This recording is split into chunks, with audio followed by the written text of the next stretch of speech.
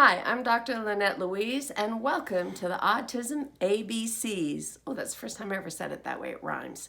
I'm also known as the Brain Broad. So let's dip right into this and get started with a little bit of advice. We've done A for attitude, B for behavior, C for courage, D for diet, and today is E.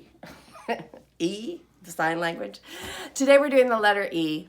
I'm going to jump off of diet, which was a long video. This one's going to be short. I want to talk about eat. E for eat. Your children have a tendency to either eat according to their dietary addiction or eat according to their bodily need, brain need. And it's up to you to be able to discern the difference. For example, a lot of children with autism really love salt. And sometimes people say, I guess they don't have a lot of sensory. They can't taste it very much, so they're putting a lot of salt. And that's true. There is a problem in the sensory system when you have autism, and often your taste is affected to the point where sometimes you taste weird stuff like squares and triangles. So salt can be an indicator that there is a problem tasting, but it can also be an indicator that the brain needs the salt. So sodium is an essential ingredient for your brain. And some of these children need a lot of salt and a lot of sodium also for the gut. Way back when there was a big rage about secretin because it helped to tell the body when to release enough sodium in order to sort of make the gut less acidic and more base. So some of these kids are wanting sodium for reasons like that. You gotta watch and let them do it. And then see what it does to the behavior. See what it does. Don't just make the assumption salt's bad for your heart, hypertension. Come on, they're autistic, they have different needs. All right, I'm gonna list a couple of other weird things that I like to eat that often are helpful. Oil. I had a little girl that I worked with and she loved anchovy oil.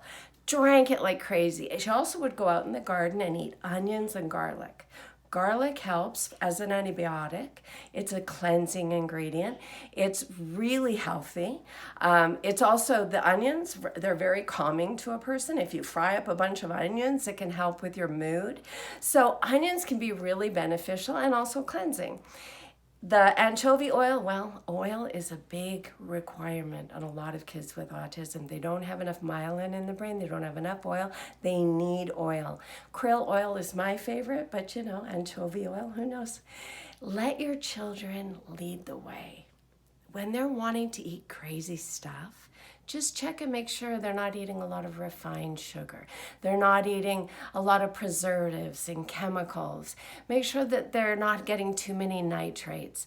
And watch out for those negative indicators on gluten and dairy that maybe show that the child is addicted.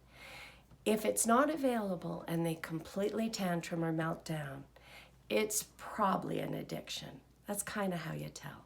So trust your children, follow your children, and don't just apply neurotypical rules to your non-neurotypical child. I'm Dr. Lynette Louise. Don't forget to like and subscribe, and you're watching the ABCs of Autism.